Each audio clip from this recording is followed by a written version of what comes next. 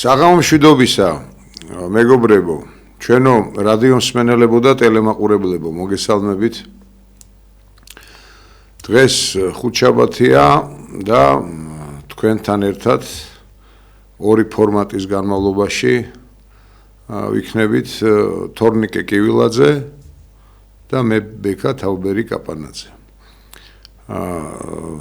რა თქმა უნდა, საღამოშვიდობის პატივცემულო ტელემაყურებლებო და რადიო მსმენელებო. რა თქმა უნდა, ზარებიც იქნება ეთერში და გვექნება კომუნიკაცია პირდაპირ. კითხვებს მოვისმენთ თქვენგან. აბა რა გითხრათ ახლა ისეთი სიახლე რას თქვენ არ იცით. მხოლოდ გავიხსენებ და დაუვიწყარია თავისთავად სულ ეხლა ხანს ხდება ეს ამბები ჩემო თორნიკე, რომ ახალ სკანდალში გაეხვა ხელისუფლება, რასაც ქვია აი ამ ქიმიურ ნივთიერებებთან კავშირში თუ რა, ასე ვთქვათ, რაც დგინდება, ну რასაც ცდილობენ რომ დაადგინონ, ხო? ეს ვიცით ფილმი გაუშვეს, იცით რა მინდა გითხრათ ამ ყოველივესთან დაკავშირებით. ჯერ ერთი რომ მოიწამლენ ხალხი, ეს არ ახალია. ხალხი მკურნალობს, მეგობრებო. დღემდე მკურნალობენ ადამიანები და არაერთი რესპონდენტია, რომელმაც ჩაწერა, ბევრმა არ ჩაწერა, საზღვარგარეთ წაბრძანდნენ, რომ ამ ასე ვთქვათ, დარბევების და ძვლებში დამტვრევას რომ მოაყოლეს შემდეგ ქიმიური ნივთიერებებით მოწამლა ადამიანებისა, ხო? მე ახლა სახელდობრ ქიმიურს ვამბობ, მაგრამ ну ეჭვია ხო ყოველივე ამაზე. ბრძანებენ თვითონ რომ გაურიეს მათ, რა თქმა უნდა, რაღაც ნივთიერება. რა ნივთიერებასაც არ ასახელებენ. ესეც არაბული პროექტია და ესეც ეკონომიკური საიდუმლოა. საკვირველია კაცო. აი რა ნივთიერება გაურიეთ, რომ ადამიანები ზოგი ლამის დააბრმავეთ დიდი ხნის განმავლობაში ნაწილი ახალგაზრდებისა და არა მხოლოდ ახალგაზრდებისა, მდგომარეობიდან ვერ გამოდიოდნენ და დღესაც აგრძელებენ მკურნალობას, მინდა გითხრათ. სრულიად აპოლიტიკური და მართლა აქციაზე არ მყოფი პიროვნებებიც კი, რომლებიც იქვე ცხოვრობენ პარლამენტთან უკან ბრძანებენ რომ აი ის რაც შეიყნოსეს, რაც ისუნთქეს, როგორ მძიმედ შესასუნთქი და ასატანი იყო ეს ყოველივე.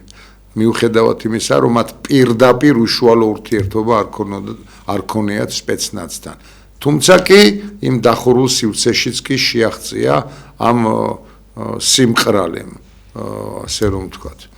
მიუხედავად იმისა, რომ აი ესეთი ასე ვთქვათ, სკანდალია და თან საერთაშორისო, ხო?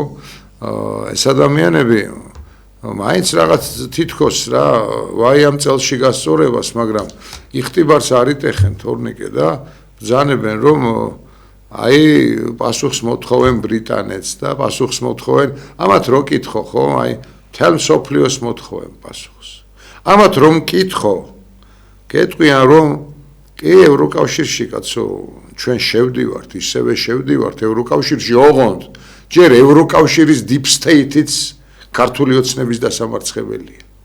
რომ ჩვენ დავამარცხებთ, ჩვენ, ანუ ჩვენს თარგზე მოეწყობიან, ამას ბრძანებენ და ძალიან დიდი ცინიზმია და ძალიან დიდი სამასხარაოდ, აი მართლა დასაცინად იხდით მთელ მსოფლიო, ასე ვთქვათ, საზოგადოების წინაშე საკუთარ თავს და ქვეყნის იმიჯზე აისახება ეს ყველაფერი. აი რა დაგჭირდათ იმის ფასი, რომ ჯერ ერთი დაგეწყოთ თქვენ თვითონ გამოძიება. მსგავსი რამ რომ შენიშნეთ, რომ ასე იყო და ასე მოხდა. კეთილის მსურველი გავანებოთ თავი. კეთილ გონიერ ადამიანს, ვისაც გონება ჰქონდა და ავი სიკეთეც არ იყო მისგან შორს, ხო? რატომ არ დაგიჯდათ ჭკუაში, რომ აი ეს საქმე რამენაირად გამოგეძიებიათ? ან ამ ნივთიერებას რატომ ასაიდუმლოებთ? საინტერესოა. თუმცა თქვენი ასე ვთქვათ, ლოგიკა ვერ ცდება ძალმომრეობის რაღაც კონტრ არგუმენტების საზღურებს ერთხელ არ მოუხდიათ თორნიკე ბოდიში. ბოდიში ერთხელ არ მოუხდიათ საზოგადოების წინაშე, რაც ამ ადამიანებმა კარგით მათ ენაზე ვთქვათ რა. ამათ არ უყვართ ხოლმე რომ ჩვენ დანაშაულად ვაკვალიფიცირებთ. კვლავ გავიმეორებ, ეს დანაშაულია და არაერთი, რაც თქვენ ჩაიდინეთ ქართველი ერის და საერთოდ სახელმწიფოს წინაშე. მაგრამ დავარქვათ შეცდომები. შეცდომა საპატიოა, ზოგჯერ დაუდევრობას, არაკომპეტენტურ კადრთაგან, დილეტანტების მიერ დაშვებულ შეცდომას, ხშირად გაცილებით მძიმე შედეგი მოაქვს ხოლმე. თქვენ რომელიმე დანაშაულს, რომელიმე შეცდომაზე მოგიხდიათ ბოდიში, ან აგიღნიშნავთ, რომ ის რაც გაკეთდა, ის რაც ითქვა, ის რაც მოვიმოქმედეთ, ეს არ იყო მართებული? მე ვფიქრობ და არ მახსენდება ასეთი რამ, შენ გახსენდება თორნიკე? არც საზოგადოებას, არც ტელემაყურებელს. ამ ადამიანებს რა თქმა უნდა მადა ჭამაში მოუვიდათ, მაგრამ მთლიანად ვერ გადაჭამთ რა ამ ქვეყანას, ეს იცოდეთ. კონკრეტულად ისე როგორ უნდა დაშინდეს ქართველი კაცი, რომ ყველა თქვენი ნაბიჯი გაამართლოს და გაათეთროს. ჩემთვის დაუჯერებელი და წარმოუდგენელია. ისე როგორ უნდა დაშინდეს ქართველი კაცი, ჩვენი თანამემამული, ხო? და მე ამ ქართველში არ გულისხმობ მხოლოდ ეთნიკურ ჯგუფს ქართველებისა. რომ თუნდაც პირში წყალი ჩაიგუბოს, როცა მათ მომავალს ეხება საქმე. და თან ეს საქმე არაკეთილს აიმედოა. ეს საქმე დიდ საფრთხეს უქმნის მათ და ამაზე რომ არ აიმაღლებ ხმას. ასე რამ უნდა სირაკლემას პოზიციაში ჩააგდოს ჩვენი ერი, რომ რეალურად დაჩქარებული ტემპით არ მოხდეს შეფასება პირუთვნელი იმისა, რაც ხდება და რა თქმა უნდა შესაბამისი რეაქციებიც თორნიკე. მე ახლა ის 1500 კაცი ნამდვილად არ მეცოტავებოდა აქციაზე, ვინც მობრძანდნენ და მამული შვილები არიან და თქვენ გაიხარეთ. აბა რას იზავდით? მე მადლობა როგორ უნდა გადაგიხადოთ, კაცო. მადლობა უფალს, რომ ერთმანეთი კვლავ მოვძებნეთ და ასე შემდეგ. მაგრამ ეს ვიცი რომ ძალზედ გაბევრდება და შეუქცევადი იქნება ეს პროცესი.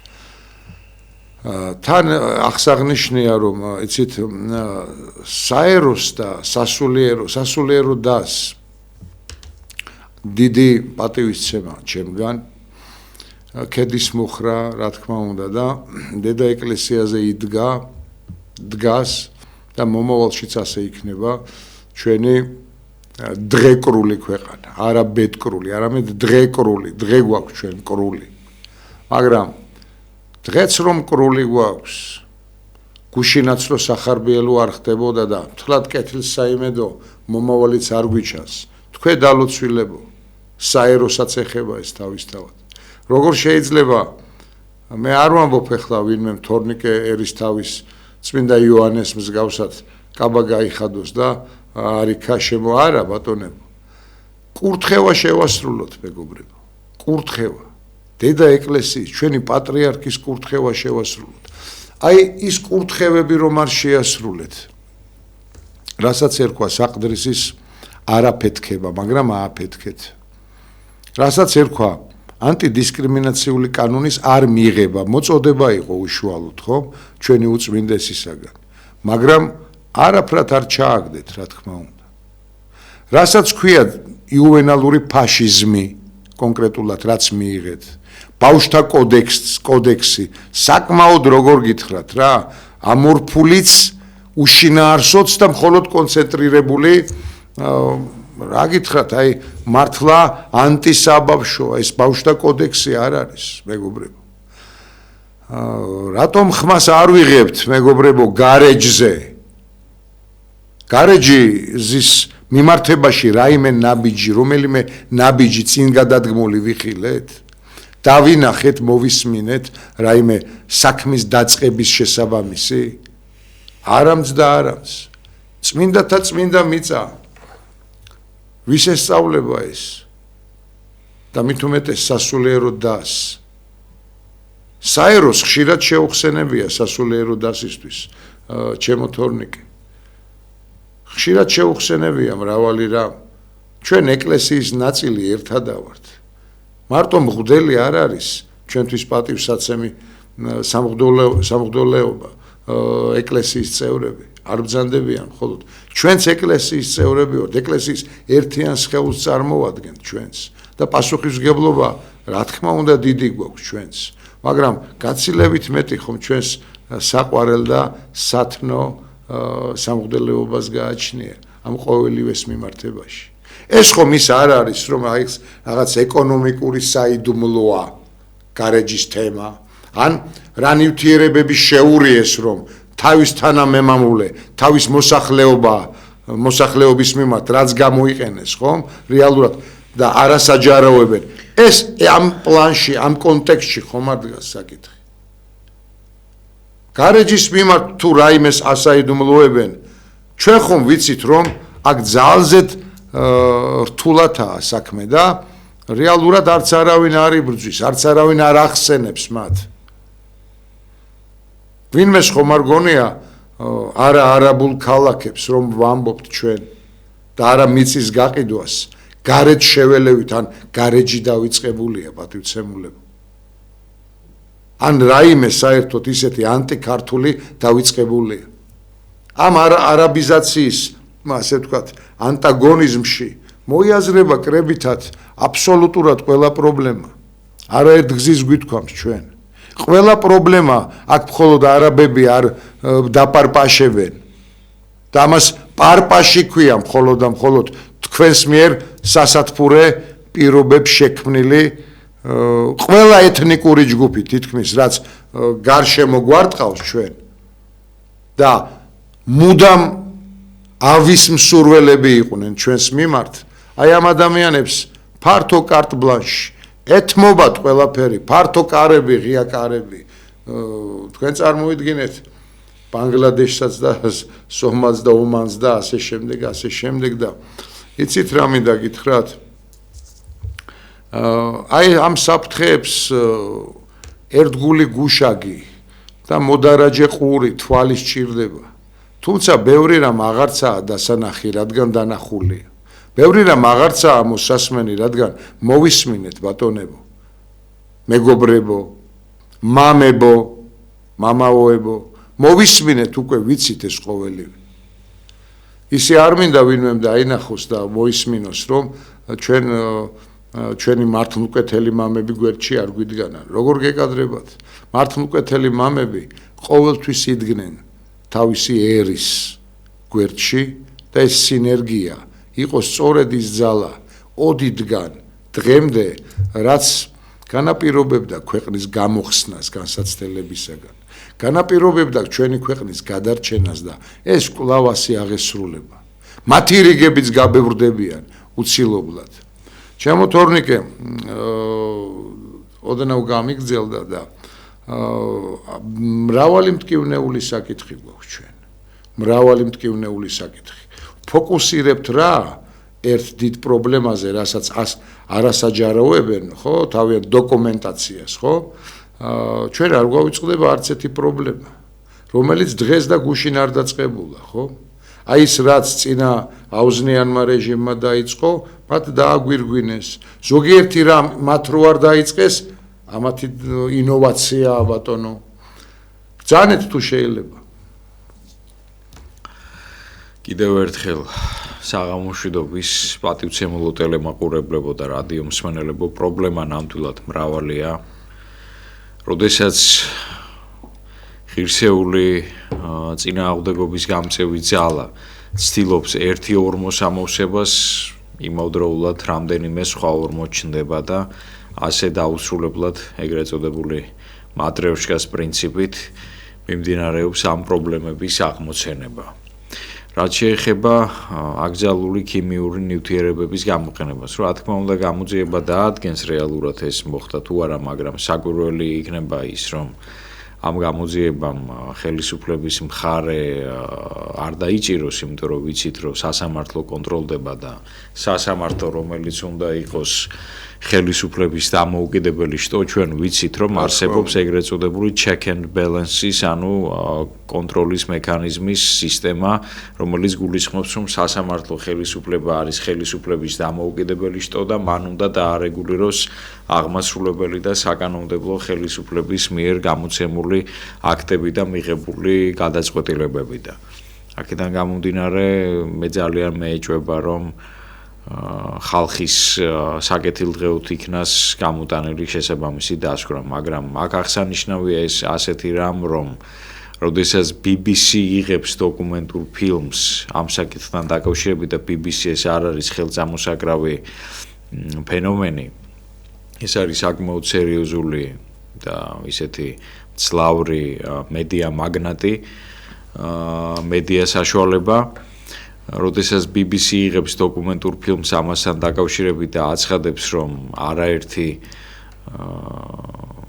მშვიდობიანი დემონსტრანტის თუ აქციის მონაწილის დარბევა მოხდა აი ამ და მოწამლა მოხდა აი ამ აკრძალული ქიმიური ნივთიერებებით, ეს რა თქმა უნდა ძალიან ლახავს ხელისუფლების რეპუტაციას და ბუნებრივია, როდესაც ამას აკეთებს ევროპული მედია საშუალება, იქ უკვე დღის წესრიგში დგება საკითხი, რომ საერთოდ აცდენილია ეს მთავრობა ევროპულ კურსს და საით მიგვაქვანებს კაციშვილმა არც ის შადიან იქ ინდოეთში, სხვადასხვა ქვეყანაში, მაგრამ არანაირი კავშირი ევროპასთან და არანაირი, ასე ვთქვათ, მსვლელობა, არანაირი სვლა, ასე ვთქვათ, ევროპული გეზისკენ და ჩვენ ვიცით, რომ ჩვენთვის ევროპა ის კი არ არის, რომ ასე ვთქვათ, აქ LGBT კანონები მივიღოთ და ერთნაირისქესიანთა ქორწინებები და მათ შვილისაყვანის მიღების უფლება მივანიჭოთ. არამედ ჩვენ გვინდა ისეთი ევროპა,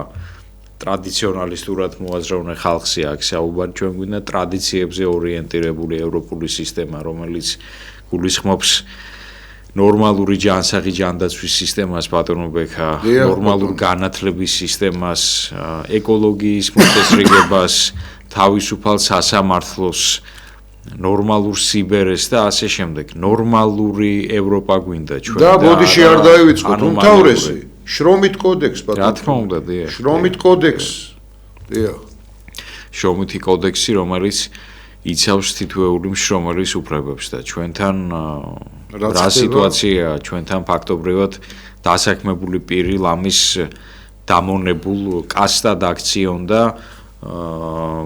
ნორმალური შრომითი პირობები კი არ შეუქმნან, არამედ მაქსიმალურად, ასე ვთქვათ, მათგან მიიღონ სარგებელი და ხელფასის სახით მისცენ რაღაც მიზერული ანაზღაურება და ჩვენ არაერთ გადაცემაში აღვნიშნავთ, რომ სწორედ ეს ფაქტორი, რომ მოსახლეობას არ აქვს გამოკვების საშუალება, შემოსვის, გადასახადების გადახდის საშუალება, აქ რა თქმა უნდა მოსახლეობის მცირე ნაწილზე არ არის საუბარი, რომელიც ჰარმონიულ დამოკიდებულებაშია არა მხოლოდ ამ ხელისუფლებასთან, არამედ ზოგადად ნებისმიერ ხელისუფლებასთან.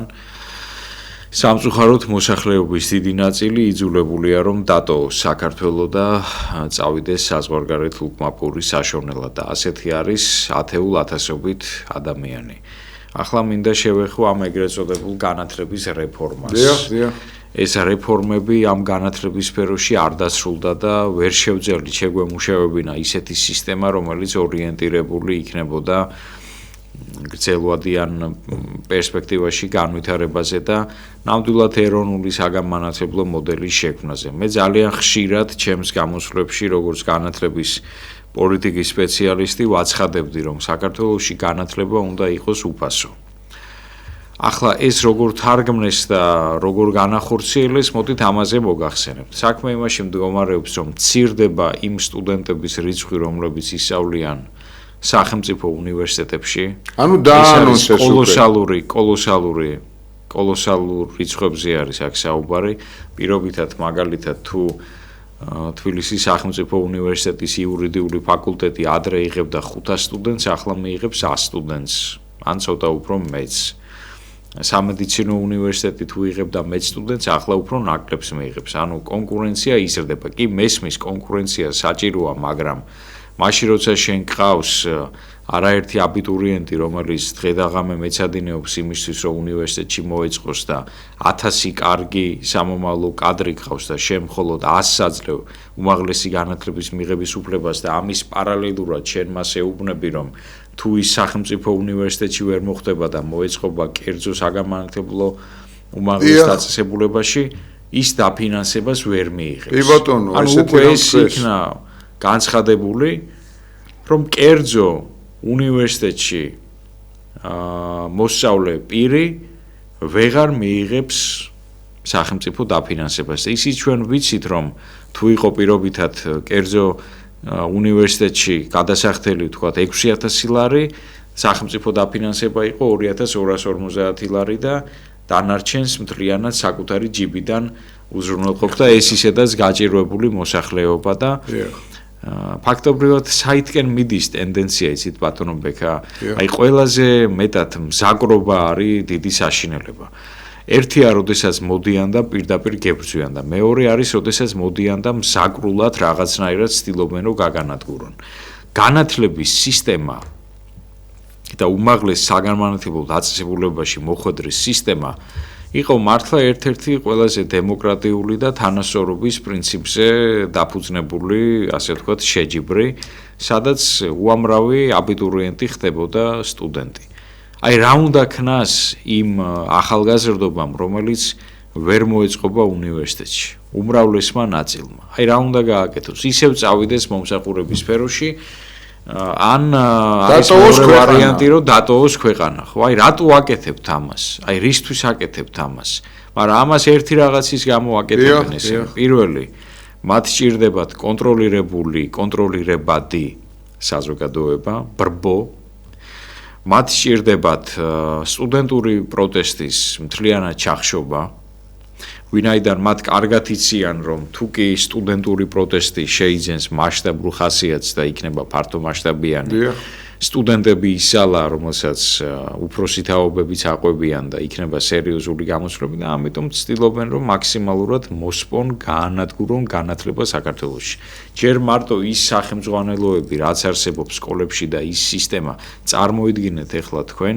როცა მასწავლებელი შედის გაკვეთილზე და ამბობს რომ ბავშვებო რაც გინდა გააკეთეთ და რაც გინდა ქენით გაკვეთილზე ილაპარაკეთ ერთმანეთში გაკვეთილი არ ჩატარდება რამდენი არის ესეთი სკოლა სადაც აი ესეთი მდგომარეობა არის შექმნილი ნუ აი კატასტროფული მდგომარეობა არის სკოლებში და ახლა უმაღლეს განათლებასაც მიადგნენ და უმაღლესი განათლებაც მთლიანად მოისპობა მთლიანად შემცირდება მაგისტრანტების რიცხვი, შემცირდება დოქტორანტების რიცხვი, ეს ახალგაზრდობა დარჩება უნივერსიტეტს მიღმა, იქ არ არსებობს პროფესიული კოლეჯების სისტემა და პროფესიული სასწავლებლების სისტემა, რომ მართლა ის ადამიანები, ვინც ვერ მოახერხებენ უმაღლეს საგანმანათლებლო დაწესებულებაში მოწყობას, ამ კოლეჯებში მაინც ისწავლიან და ამ კოლეჯებშიც რა ისწავლება ბარმენობა, მიმტანობა, მე კი არ ვაკნინებ რომელიმე პროფესიას, რა სისულელია, მაგრამ არის სწავლება თქვა სასოფლო-სამეურნეო დარგები, არის სწავლება თქვა რა თქმა უნდა,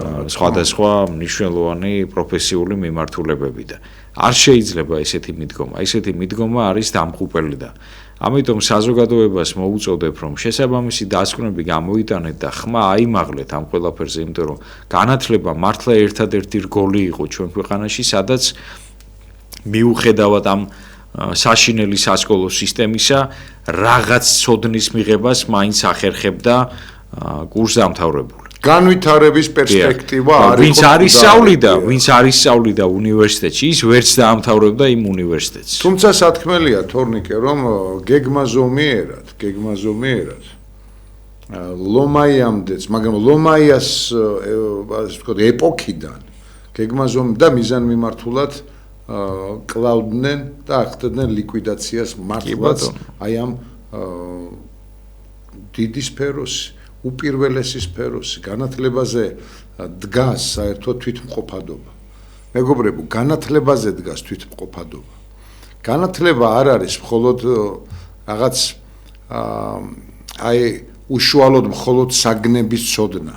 ეს ინტელექტი, ერუდიცია ერთად, რა თქმა უნდა, უდაოდ დიდი რამ არის და მონაპოვარია და მართლაც დიდი მნიშვნელობა ენიჭება, მაგრამ განათლება ასევე არაერთ გზის გვითხოვს არის აი სულიერ პლანში განათლებული თაობის მიღება და შესაბამისი პროპაგანდა, შესაბამისი სწორი კომუნიკაცია ახალგაზრდებთან.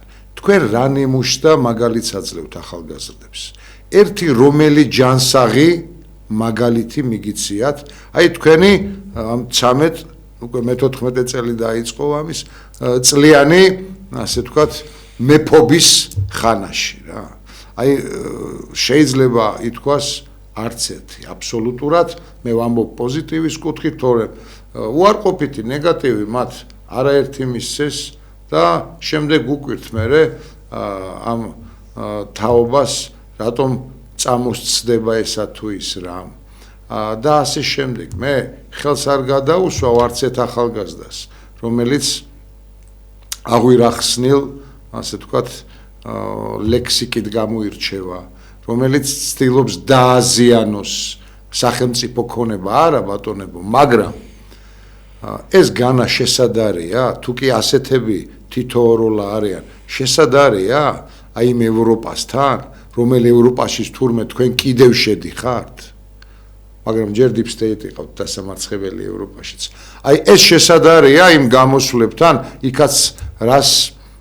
იქ რასაც მოქმედებენ ახალგაზრდები, მაგრამ იქ რომ მოქმედებდნენ ბატონო ჩემო, მეგობრებო, საფრანგეთის აი იმ ჟილეტიანების ცნობილ აქციაზე, იქ ძალზედ ბევრი რამ დაისხვრა, განადგურდა, მაგრამ იქ ძალა გადამეტებას რომ ჰქონდა ადგილი, სწორედად საფრანგეთის მთავრობამ 10,000-ზე მეტი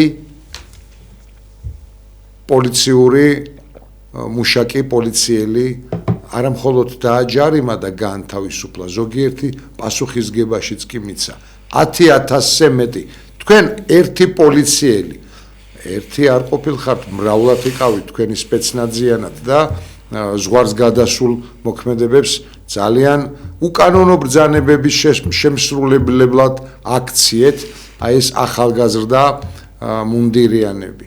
უს ძველებს თქვენ ვერაცდუნებდით, მათ დიდი გამოცდილება აქვთ რა, რუსულად ზაკალკაც შეიძლება ვიხმაროთ სააკაშვილის პერიოდიდან, რომ მათ ერთი ბრძანება და რა თქმა უნდა გვამებზეც მშვენივრად გადადიოდნენ და გვამების ზაკასებსაც ღებულობდნენ, მაგრამ შეკვეთებს. მაგრამ ეს სფერო არ არის თქვენ რომ ჯორჯოხი გადატეხოთ და ისეთი შეურაცხყოფა მიაყენოთ, იმიჯი ისე დაუნგრიოთ, როგორც დღეს აქვს ნაწილობრივ აი ამ სისტემას დანგრეული იმიჯი მოსახლეობის თვალში. როცა სამართლის დიახ წარმოება, როცა მართლწესრიგის დაცვას თან უნდა ასოცირდებოდეს, პირველ რიგში ამ დროს ხშირ შემთხვევაში პირიქით უკანონობის აღმსრულებლად მოგვევლინებოდნენ ხოლმე ეს ადამიანები. ბრძანეთ და მე ნომერს წავიკითხავ, ტელეფონის ნომერს, რომ მაგურებმა დაგვირეკოს. საქმე ბატონო ბექა, ანუ რეალურად, როდესაც ქართული ოცნების მაღალჩინოსნები და მაღალი თანამდებობის პირები თუ ქვედა იერარქიის წარმომადგენლები გამოდიან და აცხადებენ, რომ მათ დაამარცხეს ძალადობრივი რეჟიმი ნაციონალური მოძრაობის სახით. თვითონ არ ჩადიან ძალადობის აქტებს. აი თუნდაც მაგალითად აი აქციებთან დაკავშირებით ეხლა მაგალითად იქ არ დგას მხოლოდ ნაციონალური მოძრაობის მხარდამჭერები, იქ დგანან ჩვეულებრივი რიგითი ადამიანები, რომლებსაც უნდათ ქვეყნის ევროპული მომავალი და ნორმალური განვითარება, ხო? პირდაპირ ეთერში აჩვენებდნენ კადრებს, როგორ დაესხნენ თავის ჟურნალისტებს, ზონდერჯულკები. მიწაზე დაცემულ ახალგაზრდას როგორ ურტყავს ქუსლს პოლიციელი და შემდეგ შედგებიან ის ახალგაზრდა რომ მომკვდარიყო, მე რა პასუხს გასცემდით საზოგადოებას, ერთი ძალიან მაინტერესებს. ისე ვიქნებოდით მე ძალადობასთან მებრძოლები და თქვენ თვითონ არ ახართ მოძალადეები? თქვენ თვითონ არ აკეთებთ ამას? აქედან გამომდინარე ხალხი აუცილებლად საკადრის პასუხს გაგცემთ თქვენ და აი თუ დადასტურდა მართლა რომ აკრძალული ქიმიური ნივთიერებები გამოიყენეთ მოსახლეობის წინააღმდეგ. ამაზეც საკადრის პასუხს გაქვს. ჩვენ ეს არ გვინდა ბატონებო, რომ ეს დადასტურდეს, რადგან ძალზე ძნელად კი არაა წარმოსადგენი. უბრალოდ იცით რა მინდა?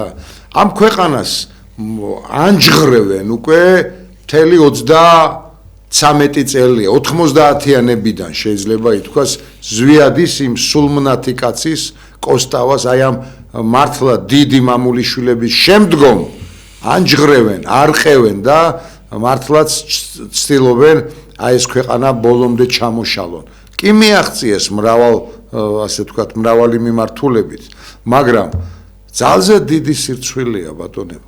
ძალზე დიდი. ჯერ ერთი ის წინა რეჟიმი იყო და ამ კადრებით და საერთოდ რაც მათ დაატრიალეს და ეს ცოდვის კალო მართლა რაც დადგეს საქართველოში მართლაც თავის მომჭრელი და სამარცხვინო იყო სრულიად საქართველოსათვის.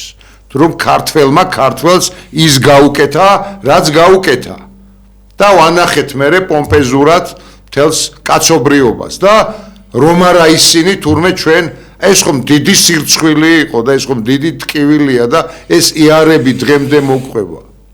ესენი არიან და ისე მიიღეს ეს მემკვიდრეობა და გააგრძელეს ბჭყალებში წარმატებულად, რომ კუბში აიყვანეს ზოგიერთი დანაშაული, ზოგიერთი ანტისახელმწიფოებრივი ეს ფსევდო პროექტი, მე მას პროექტს ვერ დავარქმევ. და თუნდაც ეს ბოლო ფაქტი, რომ ქართველი ქართველს ქიმიური იარაღითაც წამლავს, აი როგორც სადამ ჰუსეინს ებრძოდა, რომ სამამულო ომში გამოიყენეს ეს. დიდი ხანია აკრძალულია საერთოდ ქიმიური აი ამ შენაერთების გამოყენება, რაც არ უნდა ანტაგონისტურად განწყობილი მოსახლეობა იდგეს შეგონებ ბრძოლის ველზეც და ბრძოლის ველზეც რა თქმა უნდა ეს აკრძალულია და მე არ ვისურვებდი რომ ეს ესე მომხდარ იყოს. პირიქით, ჯვარი გწერია რომ სიმართლე გსურს რომ დადგინდეს. სიმართლე გსურს რომ დადგინდეს და არაფერი დაიმალოს. მე ახლა ზარს ნომერს გამოვაცხადებ რადიო მსმენელებისათვის და პირველი ზარით შემოუშვათ. მობრძანდით და ნომერი რომ იცოდეთ, შეგახსენებთ არის 557 88 5588. მობრძანდით ეთერში ხართ. გამარჯობოთ ბატონო. გამარჯობოთ. ჩემი აზრი ასეთია, ყოველთვის ვიყურებ ობიექტებს და ერთი დასკვნა რა საბოლოო დასკვნა. საქართველოს 2012 წლიდან 1 აგვისტოდან ისა ოქტომბრიდან შეეყარა მძიმე სენი ავტოსებიანი სიმსივნე გველმოქმედის გამადობა და დღეს უკვე ანაბიჯნად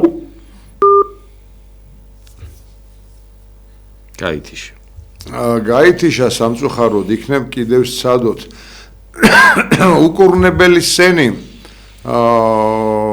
საქართველოს მე თქვენ გეთანხმებით აი ასე ვთქვათ სულისკვეთებაში და იმ წუხილში შემოგიერთდებით რადგან ღელავთ და რა თქმა უნდა მამულუშვილური პოზიციაა რომ განიცდით მაგრამ უკურნებელი სენი საქართველოს თუ უკურნებელს გულისხმობდით თქვენ არასდროს არ შეყრია ძიმესენიო ასე ძიმესენი კი ბატონო ძიმეცნეულები დღესაც ვართ მე რამოდენიმე წუთის წინ აბა რას ვიხსენებდი ჩემი მოწოდება რატომ უნდა სჭირდებოდეს ან შეხსენება რატომ უნდა სჭირდებოდეს აი იმ პიროვნებებს რომლებისაგანაც კურთხევასაც ვღებულობთ დალოცვას ვღებულობთ ვენ უკვით დალოცვას და მართლა რომ არა ასეთი მართკვეთელი მამები როგორიც ჩვენ აყვავს დიდი ნაწილი მინდა გითხრათ ჩვენი ქვეყანა ვერ შეძლებდა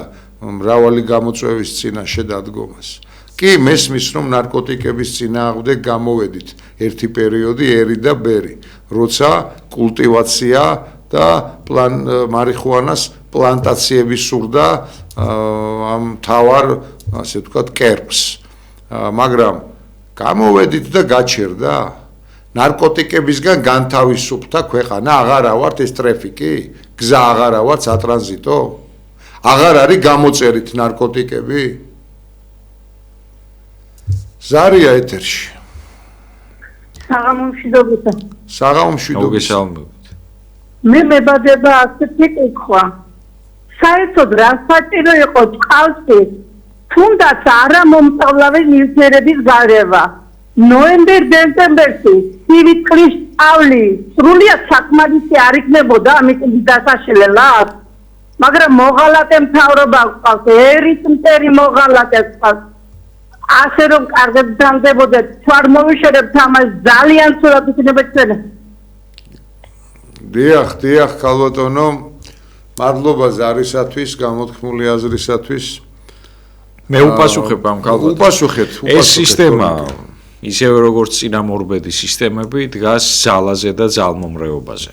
სხვა ფარი ამ სისტემას რეალურად არ გააჩნია. ერთადერთი რამ რითაც შეუძლია რომ ადამიანს დაუპირისპირდეს, ეს არის ძალა, ეს არის ეკონომიკური ბერკეტები, რომ ისეთი სიტუაცია შეუქმნას ადამიანს, რომ უბრალოდ იძულებული გახდეს, რომ ან პოლიტდევნილის, ან ასე ვთქვათ, შრომითი მიგრანტის სტატუსით ხელდამშვენებული წავიდეს საზღვარგარეთ.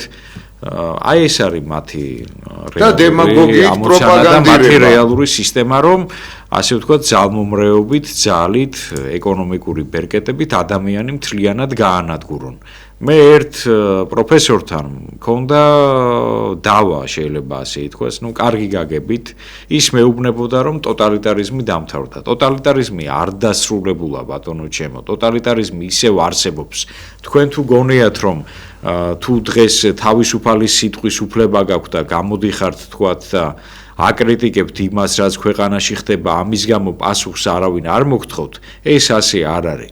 რეალურად ყველა ის ადამიანი, ვინც ხმას იმაღლებს იმ უსამართლობის წინააღმდეგ, რაც ქვეყანაში ხდება და ხდებოდა ადრეც, ეს ადამიანი მთლიანად განდევნილია, მაგრამ რა ვქნათ ჩვენ იმ ადამიანებმა, ვისაც ელემენტარული ინტელექტი გვებოძა ღმერთისგან და ელემენტარულად სინდისის ზარღვი არ გაგვწყვეტია და ელემენტარული შინაგანი მდგომარეობა გვაქვს ისეთი, რომ არ შეგვიძლია ამ ყველაფერზე თვალის დახუჭვა. რა ვქნათ, გავჩუმდეთ?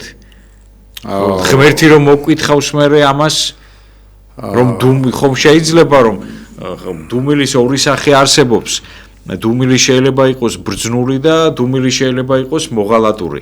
ბრძნული დუმილი სიბრძნის მანიშნებელია და მოღალატური დუმილი არის ის, როდესაც შენ ვალდებული ხარ თქვა, აიმაღლო ხმა, დააფიქსირო შენი პოზიცია და ამ დროს არ აფიქსირებ ამას.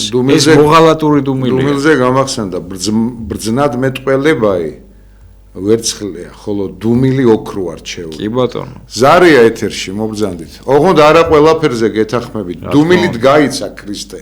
დუმილით გასცეს. ალო. ბრძანეთ. მოგესალმებით. გამარჯობათ. ბატონო. სულ ტელევიზორში გადის, რომ აი აქციაზე რაღაცა გამოიყენეს, მოწამლეს ხალხი და როგორ ჩაიდინეს ეს, როგორ იკადრეს. ეს თავრობა საერთოდ გულზე არ მეხატება და მაგათი ამომრჩეველი არა ვარ, სიმართლე გითხრათ.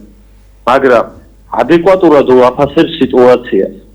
საფრანგეთში და იმეში, როდესაც ვიღაცას არდებდნენ, ისეთ რაღაცებს იარაღებს იყენებდნენ დათვის და რაღაც დათვის საწინააღმდეგო იარაღებს რეჟიმის თხოვები რო არის. დიახ.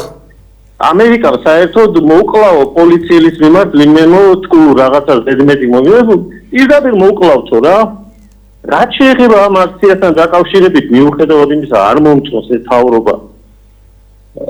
აქციაზე ბანაობდნენ ეს ხალხი და არავინ გარდაცვლილა და როგორ წარმოგიდგენიათ თქვენ, რომ რაღაცა ისეთი სასიკვდილო რაღაცა გამოიყენეთ. ეს არის პიარი აგდებული. ისე ვინ ნაზირალა ხალხის და თხოვთ ამას ნუაყვებით რა.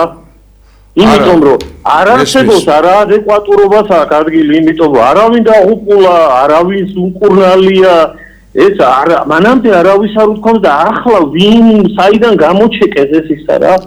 მე მაკადრებს ხანდახან ისედაც ინტერნეტში მხვდება და ვუყურებ. ხალხი იდგა პირბადეთ არ ეკედა და ბანაობდა ფაქტიურად და როგორ არ დაიღუპა ვინმე, აი შეკითხვა ჩემ თავს უთვალ თქვენ გისვამთ.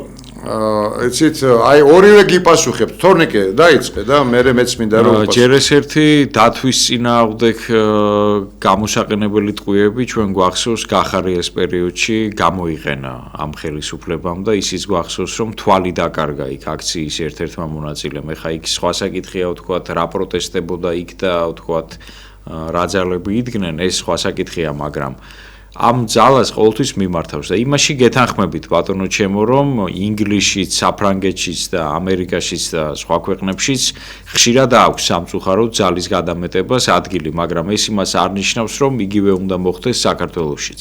რაც კარგია ის უნდა გადმოვიღოთ უცხო ქვეყნებიდან, მაგრამ რაც არის ჩვენი ხალხისთვის საწინააღმდეგო და რაც არის ჩვენი ხალხისთვის დამღუპელი, ის არ უნდა გავაკეთოთ და მე ასეთ კითხვას დაგისვამ. თქვენ ნახეთ ის კადრები, როდესაც მოქალაქე დაცემულია და მასთან შეგნებულად მიდის პოლიციელი და პირდაპირ ასე ვთქვათ ქუსლს ურტყავს სახეში და შემდეგ წიხლებით შედგებიან მასზე და თქვენ თუ ნახეთ ის კადრები როგორ დაასისხლიანეს და როგორ ასე ვთქვათ გაუნადგურეს ჯანმრთელობა ათეულობით ადამიანს. ასე რომ ნუ გადავაფარებთ ხელს ამ ხელისუფლებას. გეთანხმები, იცით 300 კაცი აგძელებს კაცო მკურნალობას. იცით რა მინდა გითხრათ, რომ არ დაღუპულა ვინმე, მადლობა უფალს. და რა ვთქვათ ახლა, უფალს რომ მადლობას გადაუხდით, მადლობა ხელისუფლებას, გამოზომეს.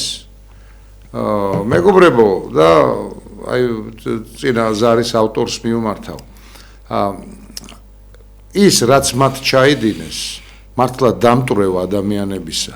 ის რაც მათ ჩაიდინეს მოწამვლა ადამიანებისა, ეს აისახა უკვე მათ ჯანმრთელობაზე და რეალურად ეს ხალხი მკურნალობენ რა და საფრანგეთის მაგალითი თლათ წარმატებულად ვერ გამოგვადგება. მე გითხარით წეხანაც საფრანგეთში ის გამომსვლელთა კონტინგენტიც არ მომწონს, რადგან წვავენ და ანადგურებენ თელ ქალაქს და მათ მიმართ გამოყენებული და ძალა გადამეტებულები, რაც ასე ვთქვათ, შინაგან საქმეთა სამინისტროს მუშაკები თუ სპეცნაზი, რაც არ უნდა დაუშვათ ლეგიტიმაცია ვინმე მისცეს ან არ მისცეს მათ ნამოქმედარს. დე ფაქტო შედეგი ის დადგა, რომ რეალურად თვითონ ხელისუფლებამ 10,000-ზე მეტი აი ასეთი ფორმიანი გაასამართლა და თანამდებობაც კი რა თქმა უნდა დაატოვებინა. აი დიდი სხვაობებია. კვლელობის ტოლფასია ის რაც მათ ჩაიდინეს და თუ ვინმე არ გარდაიცვალა უშუალოდ მიტინგზე. დიდი მადლობა უფალს პირველ რიგში და მუხლის ჩოქებზე უნდა მადლობდნენ ეს ადამიანები უფალს. ჩემ ხელა კელაპტრებით რომ ბრძანდებიან ხოლმე ეს ფსევდოქრისტიანები. თქვენ ხომ არა ხართ ოცნების მხარდაჭერი და ნაკლებად გეტკინებათ ახლა გული რაც წარმოვთქვი. ჩვენ ეთერი ამოგვეწურა და ძალიან მალე დაგიბრუნდებით თუ გადართავთ მე მალევე გადმორთეთ რომ კვლავ გავაგრძელოთ ჩვენი საუბარი და თქვენ ზარებზე პასუხიც იქნება აუცილებლად.